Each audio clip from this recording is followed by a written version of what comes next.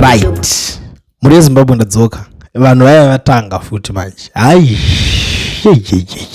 I don't know kuti toitanga tichiti kudii but ndozviziva kuti pari kupisa ende pachapisa zviri very legendary. Ndosiziva kuti unoziva kuti zvinhu zviri kutaurika panapa these guys unozongonzwa kuti nguva yakatopera it was inini ndakambotanga nyimbozvigina achiti taneta nazvo takazvinzwa kare makungodzokorudza zvakambotaurwa nevamwe kare but this time vakomana varatidza ngano ari serious to be very honest with you. Saka waona takati inini regadza ndibherese ndibovhurawo meso tichiona kuti zvinofamba sei zvinhu zviri kuitika panapa. Saka toda kuti tingoteerera tese ndoziva kuti mese munenge mune zvamukawanda zvamunenge muchiita but ndoziva kuti mukuteerera imomo unenge uchiitawo uri kutoitawo tichingoenda takadaro.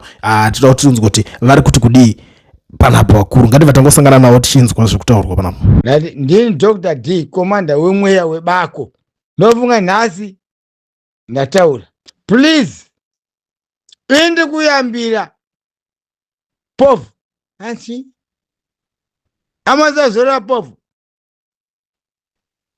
people of what vulnerable what papo vakadzidza ndimi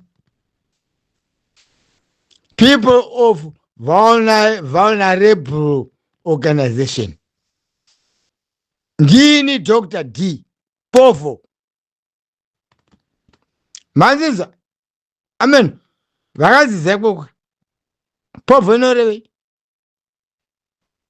people of vulnerable organization ndini Dr. D komanda wamweya right.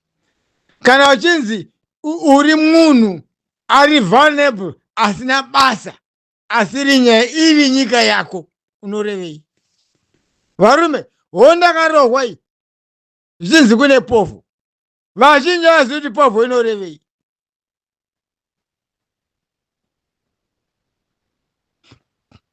hey if not people person of vulnerable organization what does that mean? Kuchinya kunzi povu kutuka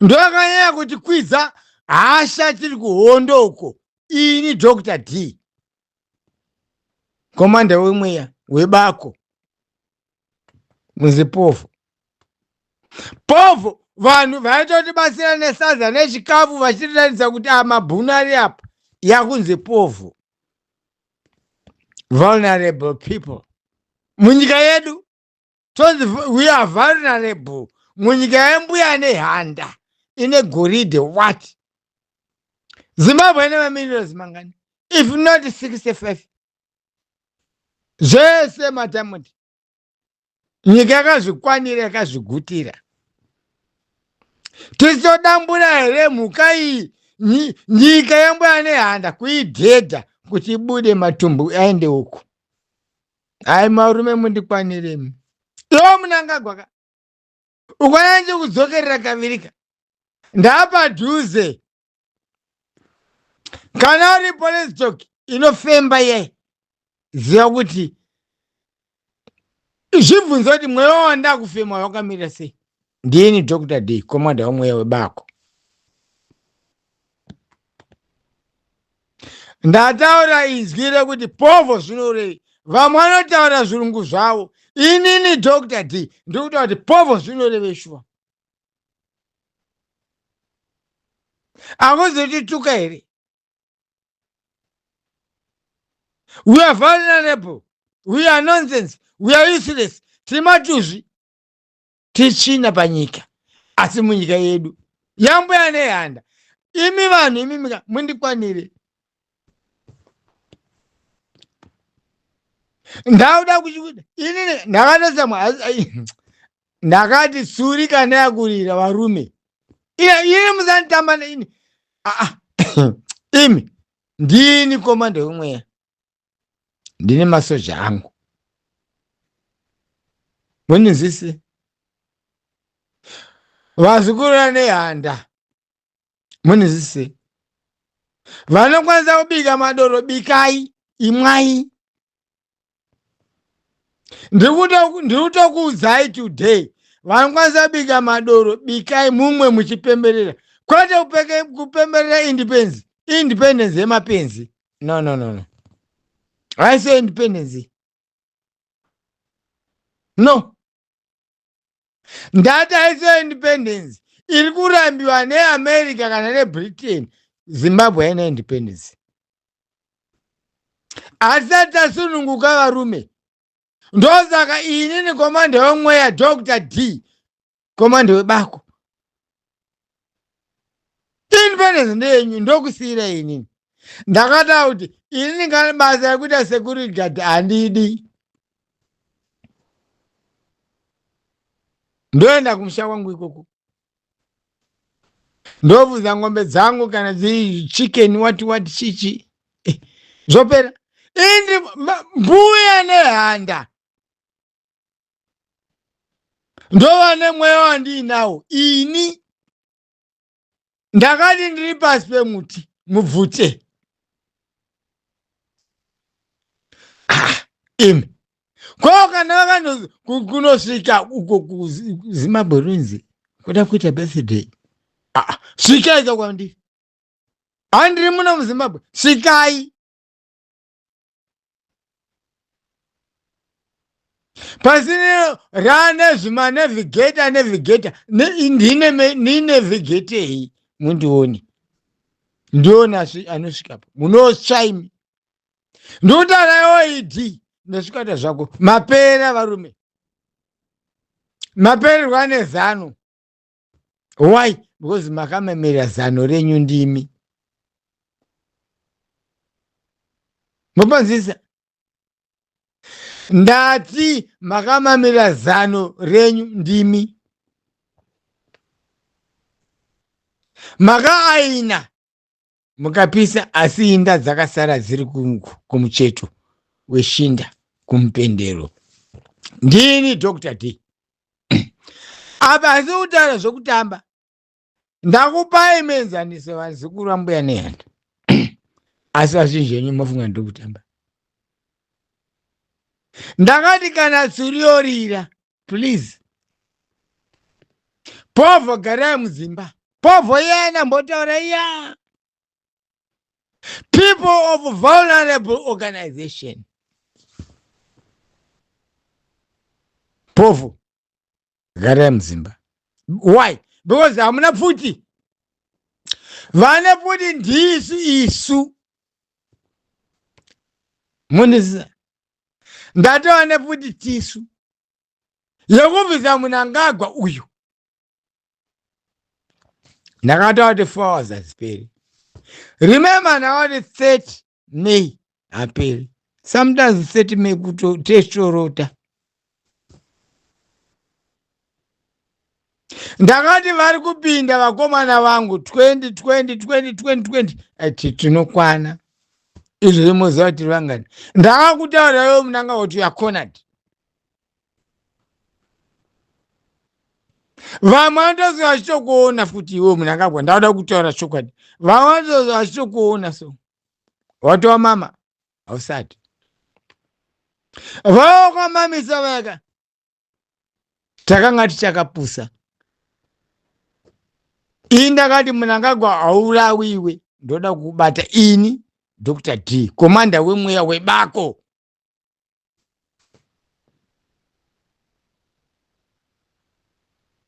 Pira kuna kusiria. Utaure kuti ndozvo kutaurwa na komanda izvi.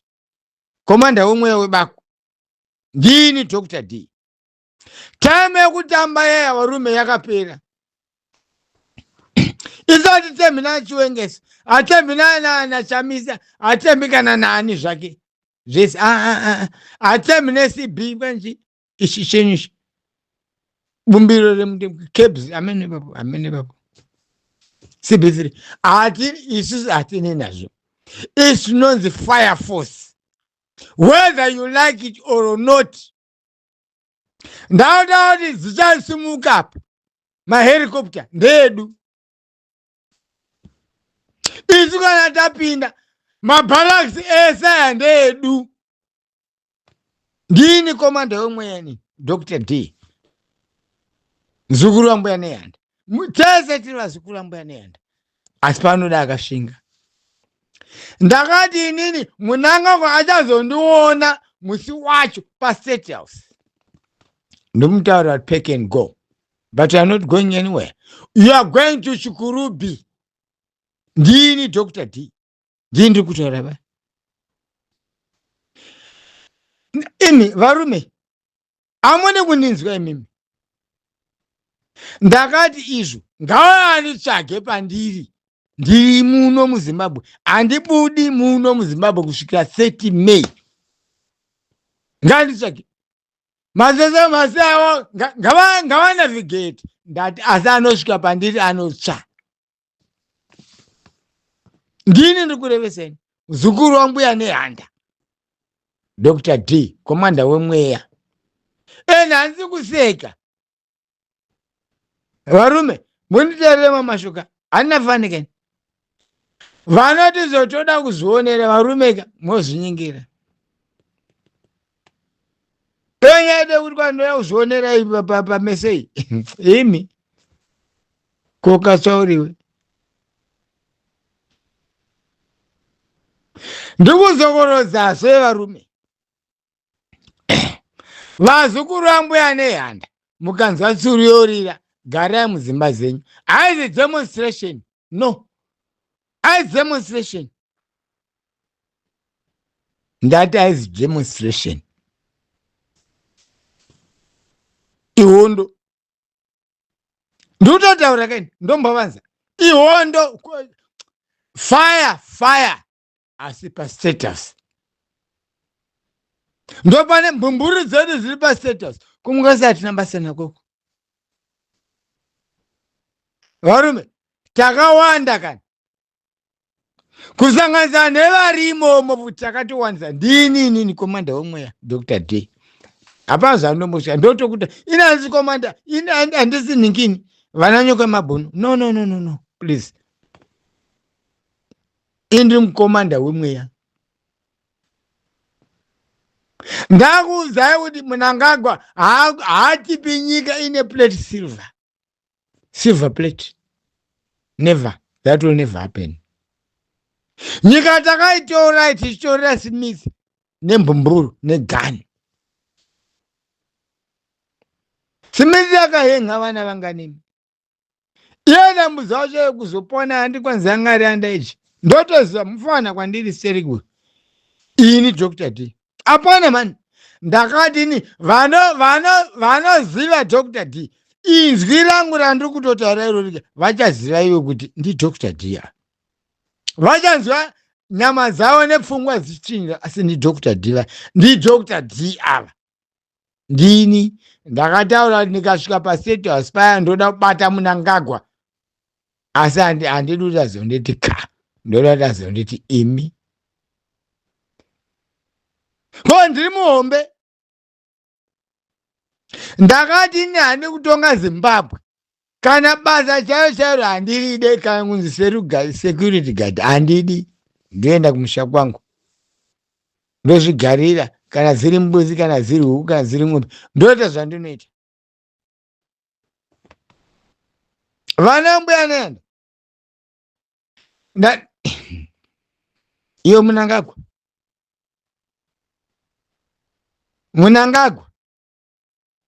Zvauri kuita kezvika. Uri kusiya vana vako nemukadzi vako nevazukuru vako mutsvina. Yokusiriya futi ka. Be very, very careful. Unodini kugara nemurume wako womuudza kuti baba izvi zvaramba izvi kuti adini kungozvisiya. Simple.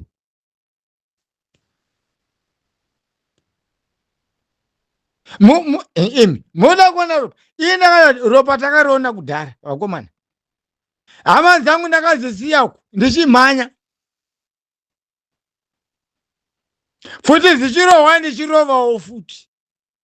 Asi ndi Mwari kundive nhasi pano pasi pemuti pano. Ndakabata mucheka mutema wambuya nehanda. Asi hamudi kunzwa. Iyo Munangagwa. Ndakataura kuti musi wa30 hauko. imimi vana mbuya neanda musaneseka musi wa 30 uyu garwe musi wa 30 May hako ndini komanda wemweya webako munizvise handisina zvori kwanzi uimbavha uyanodini isitakuda nyika yedu Zimbabwe yambuya nehanda nasekuru Kagovi handisati kwanzi uyu akataura zvakazva no zvemamidhi apezere naye ikoko isauda kutora Zimbabwe kuidzorera mumaoko evana vezimbabwe ndini Dr. D komanda wemweya webako ndakataura kuti vakomana kuchamhanyiwa hakuna kwakuchabudiwa nakoko ndakataura kuti munangagwo yakonati you think I'm joking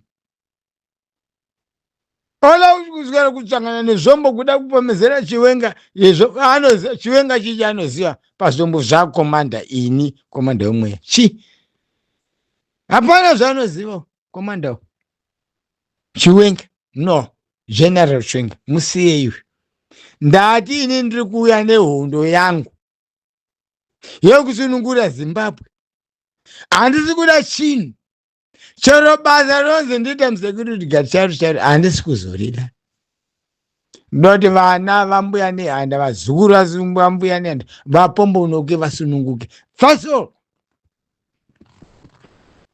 mona nditaure manzwi akaita sei mimi vazukuru vambuya nehanda ndati musi unorira tsuri please vana mai vana baba vana tete chii vana sekuru yavo mukanzwa kuti tsuri yariraka garai mudzimba dzenyu mufira mahara why because hamuna pfuti madriver ematraki ese vana hoya chichi hamene mopinda nekupi muchida kunanga hamene muchienda kunana DRC muchibva nepasouth Africa please pakai ndini ndiri kutaura komanda wemweya mangwana muzazoti kwanzi ndinopenga asi ndiri kutokutorai nguva iripo ndati handipengi handisinganga aenda handina kana svikiro handishopereni asi ndiri komanda wemweya muzukuru wambuya nehanda muchibatisisa mashoko andiri kutaurai ndati mukanzwa tsuri yorira please pakai garai mudzimba dzenyu vabereki hansi urambidza vada kuita madhemu avo itai asi ndiri kuta kuti mukazonzwa tsuri yorira please garai mudzimba dzenyu handisi kuda kuona ropa rodeukaini handinoda kubata munhu anoreva ndidambudzo Edson ED Mnangagwa amene vane mabhareta masvuku pastate house ipapo anorongorembedza huro neanenge akabata pfuti yake munise vana veZimbabwe vasukuru vambuya nehanda ndazokoroza sezvi ko ndiri kuona kuti vana veZimbabwe zikorani hamuna chapter uyataura hapana conclusion hapana m zvinini Dr. D komanda wemweya ndakuuya ndiri muno muZimbabwe mondidi ndati ndiri muno muZimbabwe svika zvanaka ndakatomirira ndaronga zvese vamwe vari kuuya futi hamutipedzi ndini komanda wemweya Dr. D ndaenda